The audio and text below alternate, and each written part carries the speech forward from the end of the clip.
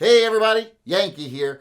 I'm sure most of you out there have already heard that Chicago, Illinois is suing Glock. And they're suing them because they say that Glock pistols are too easy to convert to fully automatic, and that is fueling a lot of the violence inside the city of Chicago, and they want to hold Glock accountable for that. Well, since this has come out, a lot of people have sent me emails or asked me in the live chat what I think of this. Does Chicago have a point? Are Glocks too easy to convert to fully automatic?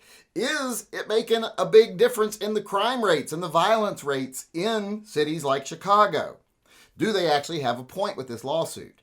Well, they do have a point. This lawsuit has a very specific agenda and a very specific point, but it's not what you think, and we'll get to that in a minute. As far as Glock pistols being too easy to convert to fully automatic, well, that's true of most semi-automatic guns. It's very easy to do. People act like it's very hard. It's not very hard. Any gun that has a sear and has a semi-automatic mechanism can usually be converted to fully automatic. And it ain't that difficult. If you have any machining ability and the tools to make the part, whatever you need to make, it's not hard at all. Not very hard, period.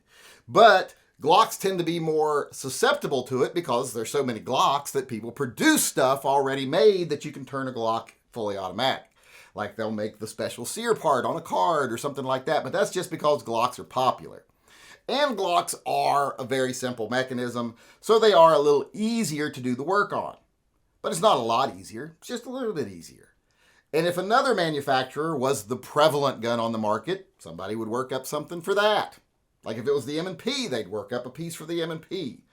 It's not rocket science making a semi-automatic gun fully automatic. But people don't do it very often because of two reasons. One, it's illegal, and most people follow the law. And two, it doesn't make a lot of sense. Especially not if you're a criminal. I mean, why would you want a fully automatic handgun with a very limited mag, with very limited capacity? Why would you want to go and be done while the other guy is still hiding behind cover and still has bullets in his gun? It doesn't make a lot of sense. Now they'll say, oh, it's so that they can inflict massive casualties on groups. Well, if you're firing a fully automatic into a crowd, you'd probably get a better kill rate if you were firing semi-automatic.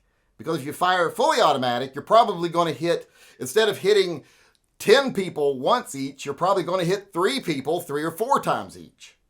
So it just doesn't make sense in the way that people like to portray it being used. Fully automatics are good for suppressing fire. That's their best feature. And, I guess taking on hordes of people coming at you.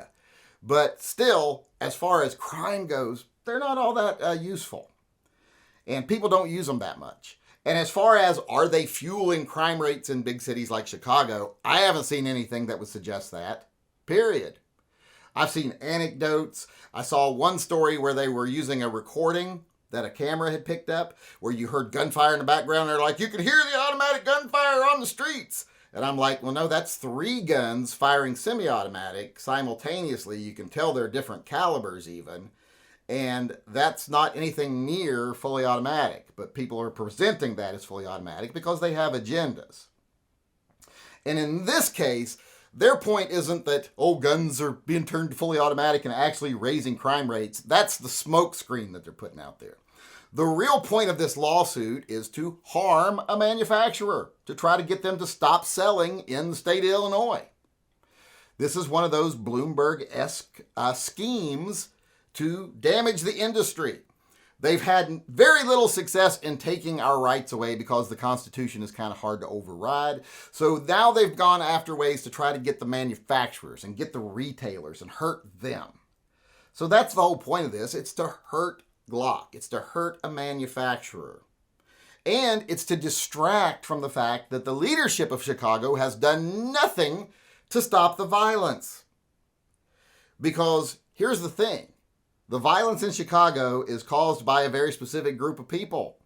And the leadership of Chicago doesn't want to admit that, because then they have to admit that they've failed these people, that they've failed these communities, that these communities, their children are all becoming gang members and drug runners because they have failed them.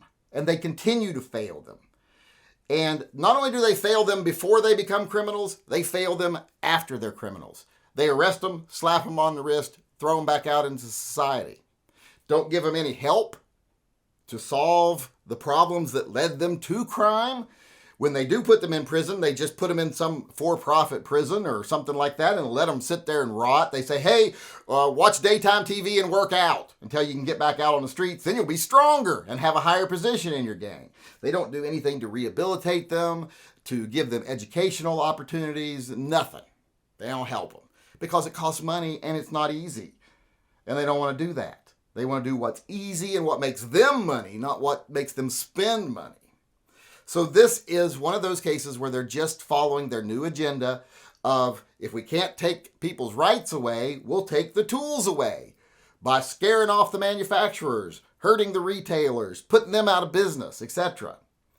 And like I said, create a smokescreen so people don't pay attention to the way cities like Chicago are failing their citizens, especially failing their minority communities, because they are failing them. And that's the whole point of this lawsuit. It's just a game they're playing as part of their new scheme to, like I said, if we can't take away the rights, we take away the tools. And the way you take away the tools is go after the retailers and the manufacturers. This is just another part of that. Because like I said, as far as making a gun fully automatic, it isn't that hard. It's usually a sear change. There's ways to make them go fully automatic that is less technical to make them malfunction as fully automatic. But if you want to do it right, it's usually a sear change, maybe a little bit of linkage change, but not much of a difference. So it's not hard. And as far as are they being used in crimes, I've seen no evidence of that. In fact, I see evidence to the contrary. If anybody wants to argue with that about that with me, come into my live chat. Let me know what you've seen, but I haven't seen any evidence of it. So their case on its face has no merit. Glocks aren't, the problem. They're not fueling the crime rates in Chicago. Chicago's the problem. And the unwillingness to admit that, our minority communities have a problem. Like I've always said, that's not racist. Saying that, hey, why is our gun crime being committed by a tiny minority? Like, if it's mostly black and Hispanics committing most of the gun crime, why is that? It would be racist if you said it's because they're black and Hispanic. That's racist. But if you say, well, it's not because they're black and Hispanic, it must be because of other reasons, we have to find out what those reasons are and try to fix the problem, that's not racist. But they're so afraid to say, we got a problem with our black and Hispanic communities and gang violence, because then they might be asked to do something about it or try to help and spend some money and actually make some good choices. Most of them are too stupid to do anything. If you've seen most politicians in action or seen them speak, you'll realize they're not exactly mental health professionals. Most of them are morons. So this is all just a diversion. Like I said, no, fully automatics aren't contributing to any crime waves.